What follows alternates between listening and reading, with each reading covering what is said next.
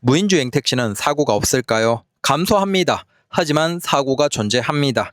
그리고 그 특성에서 왜 무인주행 택시가 한국에서 성공하기 힘든지, 결국은 유인 택시, 지금 우리들이 주인공이 될 수밖에 없는지에 대해서 생각해 보자라는 겁니다. 알면 무섭지 않아요.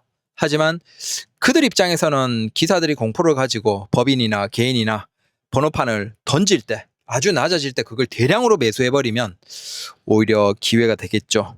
그 순간만 참으면 된다라는 겁니다. 왜 그럴까요? 자, 이건 출처가 모두 웨이모입니다. 웨이모가 내놓은 그 많은 자료들 중에서 이 내용을 보시면, 아, 무인주행 택시가 우리가 생각하는 것처럼 100% 만능은 아니다. 무결점은 아니다라는 겁니다. 오히려 그들은 택시 사업에서 굉장히 고민을 하게 될 것이다. 자, 이건 모든 차량 충돌 시에 에어백 전개 정도예요. 보시면 사실 굉장히 많이 줄어들죠. 자, 교차로에서 차 대 차 사고에서 웨이모는, 저 푸른색이 웨이모고, 자, 그 녹색은 일반적인 겁니다. 웨이모는 거의 95% 에어백 전개되는 사고의 발생이 감소합니다. 마찬가지로 혼자 사고는 아예 존재하지 않습니다. 자, 근데 신기하죠? 42%만이 감소한, 다른 건 90몇 퍼센트, 거의 100% 무결점인데 42%만이 감소한 사고가 웨이모도 존재합니다. 요거 뒤에 얘기 드릴게요. 마찬가지로 부상자가 발생한 사고예요. 여기에서도 보시면 교차로 사고에서는 96%가 웨이모가 감소합니다. 대단하죠. 그 다음 마찬가지로 일반적인 보행자에서도 93%가 감소합니다. 그리고 혼자 사고도 97%가 감소합니다. 굉장히 안전하네요 라고 하시겠지만 불과 48%만이 감소한 사고가 똑같이 있습니다. 이게 뭘까요? 바로 추돌 사고입니다. 그러니까 전방 차량이 웨이모인 거예요. 그걸 뒤에 차량이 박아버린 거죠. 차 대 차에서 앞에 차를 뒤에 차가 박아버린 사고, 일반적인 추돌 사고예요. 그 추돌 사고에서 보시면 아시겠지만 부상자가 발생한 사고는 일반 운전자 대비 48%만이 감소했어요. 마찬가지로 에어백 전개된 사고에서도 전방 추돌 사고는 42%만이 감소했습니다. 자, 물론 요 사고는 대부분 뒤에 차가 낸 거예요. 웨이모는 피해자인 거죠. 하지만 중요한 건 사고가 발생한다는 거예요. 자, 요거 생각 한번 해볼게요. 왜 이 사고가 발생할까요? 교차로나 일반적인 도로에서는 굉장히 안전한 데 비해서 왜 추돌 사고는 42%, 40몇 퍼센트 정도만이 감소를 했을까요? 바로 너무 잘 멈추고 서기 때문이겠죠. 자율주행차도 100% 안전한 게 아니에요. 그건 이제 본격적으로 한국에서도 사업이 돌아가기 시작하면 그때 깨닫겠죠. 근데 그 전까지는 막 이게 100% 무결점이라고 착각을 할 겁니다. 일반 운전자가 운전하는 것 대비 굉장히 안전한 건 맞아요. 하지만 추돌 사고는 한 50에서 60%가량만이 감소합니다. 잘 서기 때문에. 오히려 잘 지키기 때문에, 정속으로. 그러니까 정속으로 달리고 그 다음 멈출 때 더 적극적으로 반응을 잘하면서 잘 서니까, 문제는 뒤에 따라오는 자동차는 어때요? 일반적인 사람들이 운전하는 차라고 생각하고 움직이던 차들이 굉장히 반응 잘하고 굉장히 속도가 안정적인 차가 가고 있는 상태에서 멈춰버리니까 그걸 뒤에 일반적인 운전자가 운전하는 차량처럼 대응하지 못하고 박아버리는 거예요. 그러니까 이런 사고는 오히려 자율주행 차이기 때문에 발생하는 것이라고 볼 수 있겠죠. 그러면 이렇게 생각할 수 있겠죠. 모든 차들이 교통법규를 100%다 지키면 사고가 없겠죠. 하지만 이게 불가능하다라는 건 우리 인간들이 다 알죠. 지금 도로에 운전하는 차 중에서 100% 법규를 다 지키는 자동차 있을까요? 없습니다. 99.9% 없습니다. 오늘 면허를 딴 초보 운전자가 방금 도로로 나온 그 사람들 제외하면 법규를 100%다 지키는 사람 자체가 존재하지 않아요. 일례로 한번 볼까요? 차선 변경할 때 깜빡이 어떻게 켜야 되죠? 차선 변경 시작하기 전에 한 3번 정도 미리 켜야 돼요. 그 다음에 차선 변경 진행되는 상황에서 계속 켜져야 되고, 바퀴 4개가 모두 차선에 진입하고 난 다음에 약간 주행하고 나서 깜빡이가 꺼져야 됩니다. 자, 이게 일반적인 정상적인 합법적인 차선 변경 때 깜빡이에요. 이거 다 지키시는 분들 몇 퍼센트 있을까요? 거의 한 2%, 3%밖에 없을 겁니다. 그 외에 정지 신호나 아니면 과속이나 아니면 두 줄 실선에서는 뭐예요? 주정차 금지죠. 그거 100%다 지키는 사람 없습니다. 자, 중요한 건 택시를 이용하는 사람들도 사람이라는 거예요. 그 택시를 이용하는 사람들이 로봇이면 자율주행 택시, 무인주행 택시가 운행되는 방식, 100% 법규를 다 지키는 방식이 맞을 거예요. 하지만 사람이라는 거예요. 사람들이 택시를 왜 타요? 우리 오전 출근 시간대 지금도 수많은 택시 기사님들이 경험하고 있죠. 뭐죠? 손잡이 잡고 문 열기도 전에, 뒷좌석에 엉덩이 붙이기도 전에 빨리 가주세요라고 하죠. 그럼 우리는 속으로 그러죠. 야, 그렇게 급하면 어제 나오지. 라고 하지만 예 알겠습니다 라고 하면서 붕붕 끽끽 빨리 밟아주는 척하죠. 자, 이미 늦었을 때 혹은 택시를 타면 기본적으로 빨리 가는 걸 당연하게 생각하는 한국인들이에요. 그 사람들에게 우리가 정속주행 다 하고 60, 50 다 지키고 30% 어린이 보호구역 다 지키고 신호 다 지키고 그 다음에 실선에서는 뭐 두 줄 실선에서는 주정차하면 안 되니까 거기에서는 다 피하고 그 다음 버스 정류장 피하고 자 이런 거 다 피하고 100% 완벽하게 운행하면 손님들이 어떻게 할까요? 정신 돌아갑니다. 제정신 아니에요. 이게 무슨 택시야? 내가 타고 싶은 데서 타고 빨리 가줘야지 택시지. 이게 무슨 택시야? 라고 한국의 대부분의 손님들은 반응을 할 거예요. 그러니까 나오지 않은 상태에서 꿈을 꾸는 거야. 굉장히 대단할 것이다. 내가 원하는 대로 더 마음 내키는 대로 운전하고 잘 가고 그럴 거라고 생각하지만 무인주행 택시는 법규를 100%다 지켜야 돼요. 왜 그럴까 한번 생각해 보죠. 지금 회사 택시 구조는 어때요? 기사님이 운전하고 회사가 고용을 하고 근데 회사 택시 기사님이 과속을 했어요. 문제를 일으켰어요. 그럴 때 그걸 회사가 처벌을 받나요? 일반적인 대부분의 과태료나 이런 것들은 자, 운전 기사님이 처리를 하죠. 물론 그걸 일부 회사들이 내주기도 하지만 그건 그냥 회사가 사정을 봐준 것이지 그 문제를 일으킨 사람이 운전자이기 때문에 운전자가 처리를 합니다. 개인 택시 역시 마찬가지예요. 개인 택시가 책임을 집니다. 자, 우리가 법규를 어기거나 뭔가를 했을 때 누군가는 책임을 져야 돼요. 거기에 대한 문제가 발생했으면. 자, 그럼 무인주행 택시가 만약에 손님들이 원하는 대로 약간은 과속하고 일반적인 자동차처럼 과속하고 두 줄 실선에서도 정차시켜주고 버스 정류장에서도 정차시켜주고 아니면 탑승할 수 있게 해주고 많은 법규를 어기면서 일반적인 자동차처럼 혹은 택시 손님이 원하는 것처럼 빨리 가길 원하고 어느 정도는 좀 그런 걸 유도리 있게 법적인 걸 어기면서 그걸 대부분의 손님들이 원하는데 그렇게 했을 때 어떻게 될까요? 무인주행 택시는 그걸 책임져줄 중간에서 몸빵해줄 기사가 없어요. 그러면 그건 누가 책임져야 되죠? 바로 회사예요. 회사가 불법적으로 과속을 하고 문제가 되는 곳에서 운행되도록 세팅을 한 것이죠. 그러면 그건 회사가 책임을 져야 돼요. 자, 그래서 일반적인 법인 택시나 개인 택시와는 다르게 무인주행 택시는 법적 처벌이 굉장히 많을 겁니다. 하루에도 수도 없이 많은 과태료나 문제들이 날아오겠죠.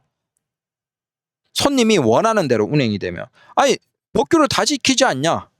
법규를 다 지키는 건 말이 안 돼요. 법규를 다 지키고 운행하면 안 탄다니까요, 그걸. 이거 법규를 다 지키고 타면 더 안전하고 좋지 않냐? 아니, 도로에 딴 차들이 속도 제한이 60, 50인데 거기에서 70, 80으로 달리는데 다른 차들이 다 그렇게 달리는데 혼자 제한 속도대로 달리면 오히려 위험하다니까요. 마찬가지로 손님이 버스 정류장에서 타길 원해요. 우리는 어떻게 해요? 적당히 눈치 보고 그냥 버스 없으면 그냥 손님 태우죠. 근데 그거 원래는 신고당하면 당연히 과태료죠. 마찬가지로 두 줄 실선에서 내리려고 합니다. 혹은 타려고 합니다. 그 태우거나 타면 다 불법이에요. 아예 두 줄 실선은 안 돼요. 그건 다 불법이잖아. 그리고 말도 안 되는 유턴이나 아니면 기본적으로 주행하면서 과속이나 어느 정도의 한 10km, 20km의 과속은 당연히 손님들이 원해요. 왜? 일반적인 차들이 다 그렇게 달리기 때문에. 그리고 택시는 더더욱 빨리 달리는 걸 당연하게 생각하기 때문에 기본이에요. 그게 손님에게. 근데 그걸 안 한다? 그럼 처음에는 신기해서 타죠. 야, 무인주행 택시 한국에 시작된데 와 신기하다, 안전한가 보다, 사람 없나 보다 탔는데 거북이 같이 가요. 어린이 보호구역 30km 다 지키면서 정말 천천히 가요.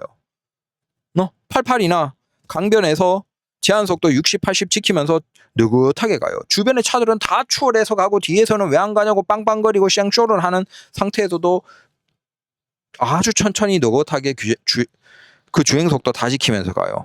그러면 뒷자리에 탄 사람은 어떨까요? 뒤에서는 계속 라이트 켜고 빵빵거리면서 왜 빨리 안 가냐고 하고 있고, 손님이 오히려 좌불안석이에요. 그리고 내가 내리려는 포인트를 찍었는데 거기가 학교야, 어린이 보호구역이야, 주정차 금지예요. 거기서 내릴 수가 없어요. 저 멀리 세워야 돼요. 나 버스 정류장에 내리고 싶어, 두 줄 실선에 내리고 싶어, 교차로 근처에 내리고 싶어, 횡단보도 근처에 내리고 싶어. 안 돼. 다 안 돼. 멀리 가서 내려야 돼요. 인간이 유도리 있게 해주는 것처럼 유도리 있게 안 해준다니까요. 법규를 다 지키면. 그러면 기본적으로 느리게 가고, 그 다음 내가 타고 내리는데 불편하고. 자, 그리고 또 문제가 사고가 발생 안 하냐? 아닌 거죠. 오히려 한국같이 이상한 운전자들이 많은 상황에서 급정지 같은 것들이 많겠죠. 반응은 잘해요. 근데 문제는 그거예요. 이 차는 너무 반응을 잘하고 대응을 잘하고 잘 서버리니까 도심에서 뒤에 차가 때려박아 버리는 후방 추돌 사고들이 꽤나 많이 발생할 수밖에 없다는 겁니다. 미국에서 지금 웨이모가 돌아가고 있는 지역은 한국과는 비교도 안 될 정도로 여유 있는 도로예요. 차들이 적고 교통 정체 굉장히 적은. 그게 한국에서 돌아간다? 끼워주지도 않아요. 들어가려고 하면 막 차 대가리 밀어넣고 끼워주지도 않아. 못 들어가. 그럼 걔도 막 미친 운전자처럼 막 대가리 집어넣고 막 그래야지 들어갈 수 있어. 그런 한국의 도로에서 얼마나 급정지가 많을까요? 강남, 종로, 시청 이런 데서 급정지 작동하는 경우가 얼마나 많을까요? 문제는 그렇게 반응을 잘하면 어떤 상황이 발생한다? 뒷방을 당한다는 거예요. 우리 택시들도 지금도 뒷방 당하잖아요. 근데 그것과는 비교도 안 될 정도로 뒷방 당하는 사례가 많을 거예요. 그래서 보시면 아시겠지만 앞으로 정지하는 거, 횡단보도에서 안전한 거, 자 이런 것들은 꽤나 안전해요. 자율주행이. 근데 다른 차가 내 차를 때려박아 버리는 뒷방은 오히려 한국 같은 상황에서는 굉장히 위험한 상황일 수 있다는 거예요. 그걸 덜 당하려면 인간처럼 운전해야 돼요. 법규고 제한속도고 나발이고 도로의 흐름에 맞춰서, 주변 차들의 흐름에 맞춰서 인간처럼 운전해야 되는데 오히려 이걸 100% 법규를 지키는 건 절대 안전하지 않다니까요. 근데 이걸 운전 안 하는 사람들은 모르죠. 혹은 무인 택시 만능론을 주장하는 사람들은 모르는 거예요. 이런 현실에 대해서. 그러면 이제 무인주행 택시 회사가 고민을 하겠죠. 자, 손님이 원하는 대로 우리도 위법 운행을 할 것이냐, 적절한 과속을 하고 그 다음 내려주거나 타는 데서 불법적인 위치에서 태워주고 내려주고 그 다음 적당하게 신호는 까거나 노란불에는 빨리 지나가거나 그런 위법 행위를 한다든지 그런 걸 할 것이냐. 근데 그런 걸 하기 시작하면 이제 처벌을 받아야 돼요. 과태료가 모두 회사로 엄청나게 날아오겠죠. 왜? 일반적인 회사나 일반적인 개인 택시는 운전자가 책임을 지지만 무인주행 택시는 운전자가 없잖아요. 그러면 그건 다 회사의 책임이에요. 우리가 보통 이제 뭐 위반, 벌점 이런 거 몇 번이면 날아가죠. 근데 걔들은 얼마든지 더 많은 과태료가 하루에 운행되는 대수 대비해서 엄청나게 오는 거예요. 그래서 무인주행 택시가 굉장히 딜레마에 빠지는 게 이거일 겁니다. 본격적으로 사업을 하더라도 쉽지 않은 게 결국 손님들의 요구에 맞추려면 한국의 일반적인 택시나 자동차처럼 적절하게 위법을 해야 돼요. 근데 그 위법을 감수하면서 할 것이냐, 아니면 100% 법규를 지킬 것이냐. 근데 문제는 100% 법규를 지키면 초반에만 흥미로워서 몇 번 타보고 사람들은 안 타요. 유인 택시를 탑니다. 법인 택시, 개인 택시를 탑니다. 왜? 너무 느리게 가고 내가 원하는 데 내려주지도 않고 내가 원하는 데서 탈 수도 없거든요. 그게 경험해보면 이건 택시인데 너무 느리네? 와, 답답해 속이 터질 것 같아. 못하겠다. 한국에서 이런 상황이 되는 거예요. 그래서 이게 택시를 해본 사람과 안 해본 사람, 뭐 무인주행 택시만이 정답이다라고 착각하는 사람들이 생각하는 거죠. 하지만 현실은 다를 거예요. 결국은 무인주행 택시 회사들이 뭘 원하냐?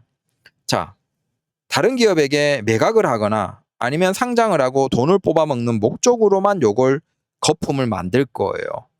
실제 이건 사업성이 나오지 않아요. 돈도 내지 않고 오히려 많은 투자를 해야 되는데 만약에 손님이 생각보다 늘어나지 않으면 법규를 다 지켜서 오히려 사업이 굉장히 불투명해지는, 거기에서 투자금을 다 날릴 수 있겠죠.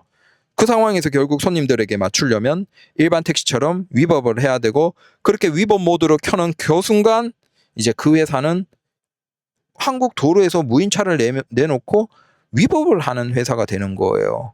그러면 걔들은 바로 그냥 뭐 날아갈 수밖에 없겠죠. 어렵다는 거예요, 이게. 막상 현실이 되기 시작하면 이게 굉장히 딜레마에 빠지고 쉽지 않아요, 해결하기가. 그래서 나중에 가보면 압니다. 다만 그들은 그걸 매도하면서 혹은 상장하면서 큰 돈을 땡기고 엑시트하는 것이 목적일 거예요. 그래서 불을 때우는 거예요. 사람들이 계속 겁을 먹고 택시 기사들이 겁을 먹도록 불을 때우는 거예요. 그리고 단기적으로 법인 택시나 이런 것들이 매물이 확 증가할 수 있겠죠.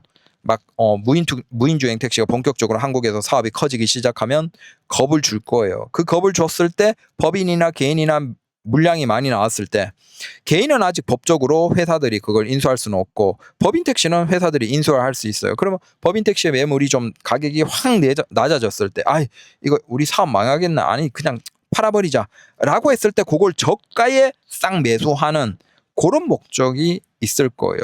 근데 그게 아니고는 이게 사업적으로 지속 가능하지 않다라는 거예요. 그래서 그리고 자꾸 착각하는 게 24시간 돌아가면 떼돈을 벌지 않겠냐라고 하겠지만 그건 착각이에요. 네? 손님이 한정되어 있는데 24시간 돌아간다고 돈을 벌 수 있습니까? 네? 손님이 없는데 뭐 어떻게 벌어요? 무인주행 택시라고 손님이 없는데 손님을 만들어서 태웁니까? 손님이 없다니까요. 지금 상황이. 흐름은 더 그렇게 갈 것이고 결국은 고정 비용을 줄여야 되는데, 우리 개인이나 뭐 법인은 모르겠지만 우리 개인 택시는 고정 비용을 줄일 수 있잖아요. 뭐 딴 일을 좀 투잡으로 해도 되고 아니면 매출 낮아져도 적게 먹고 적게 쓰면서 우리는 고정 비용을 낮추는 걸 대응을 할 수 있어요. 근데 그 거대한 무인주행 택시 회사는 고정 비용을 낮출 수가 없어요. 차 들어가죠. 거기에서 관리하는 사람들 들어가죠. 관리 인력 필요하죠. 기술 필요하죠. 고정 비용이 우리보다 훨씬 많이 들 겁니다. 그러니까 안 되는 거예요. 그게 유지가. 그러니까 우리는 유연하게 그래 매출이 감소했네 대응을 할 수 있어. 근데 무인주행 택시가 회사가 나오고 그다음 24시간 궤도는 돌아가면 돌아갈수록 전체적으로 기사들의 매출은 감소하겠죠. 그 감소해서 우리는 버틸 수 있다는 거예요. 어차피 이거 그만둬봤자 내가 노가다 해야 되니까 노가다 할 바에는 이거 매출이 400에서 300으로 줄어들더라도 할 수 있단 말이야. 근데 거대한 자금이 투자됐고 그 돈을 다시 더 많이 뽑아내야 되는 무인주행 택시 회사와 거기에 투자한 사람들은 내릴 수가 없어요. 매출이 낮아졌다고 내릴 수가 없다니까. 그럼 망하는 수밖에 없어요. 아니면 눈탱이 쳐서 기업이나 다른 투자자에게 더 돈 땡기고 엑시트를 하거나. 걔들은 궁극적으로 목적이 그거야. 돈 땡기는 게 목적이지 실제 그게 사업 가능성이 있다라는 게 아니에요. 그래서 지금 계속 겁만 주잖아요. 한국에서 무인주행 택시가 뭐 겁만 주는 거예요. 그래서 그 단기적으로 초기에 본격적으로 시작될 때 잠깐 겁먹고 던지는 법인이나 개인 택시 기사들이 있을 거예요. 근데 실제 돌아가기 시작하면 한 6개월, 1년, 2년 지나가면 저게 굉장히 비효율적이네. 저거 돈이 안 되네. 우리가 상관없네. 우리가 오히려 버티고 이길 수 있겠네. 라는 생각이 들면서 오히려 개인 택시에는 일반 기사님들이 확 들어오겠죠. 왜? 다른 일을 할 게 없어요. 그 시대가 되면. 그 정도로 AI가 발전했고 그 시대가 되면 다른 일자리가 굉장히 줄어든 상태에서 이 택시는 테슬라 하나 사서 내가 유인도 가능하고 무인도 운행할 수 있네. 무인이라고 무인이 아니고 앉아서 내가 운전 안 하는 딸깍딸깍 모드로 운전할 수 있네. 사람이 운전하거나 급한 사람은 하면 되고, 아니면 그냥 사람 없이 운전하기를 원하면 내가 손가락 딸깍딸깍 거리면서 운전할 수 있네. 그러면 오히려 유인 택시, 개인 택시 저게 좋겠네? 라고 생각하면서 반대로 확 매수가 붙으면서 가격이 폭등하겠죠. 저는 그런 흐름으로 갈 것이다. 그래서 그 초기에 조정기에만 겁먹지 않고 버티면 저는 충분히 성공할 것이다. 오히려 미래에 우리 개인 택시 같은 형태들이 그 택시 시장을 다 장악할 것이다. 무인주행 택시는 분명히 나오고 도전하긴 할 거예요. 근데 굉장히 많은 투자금들이 다 돈을 날리고 회사들이 처참하게 망하는 걸 우리는 볼 수 있을 것이다 라고 확신을 합니다. 계속 공부해 나가면 무섭지 않아요. 걱정할 필요가 없습니다. 감사합니다. 출처는 모두 웨이모입니다. 고맙습니다.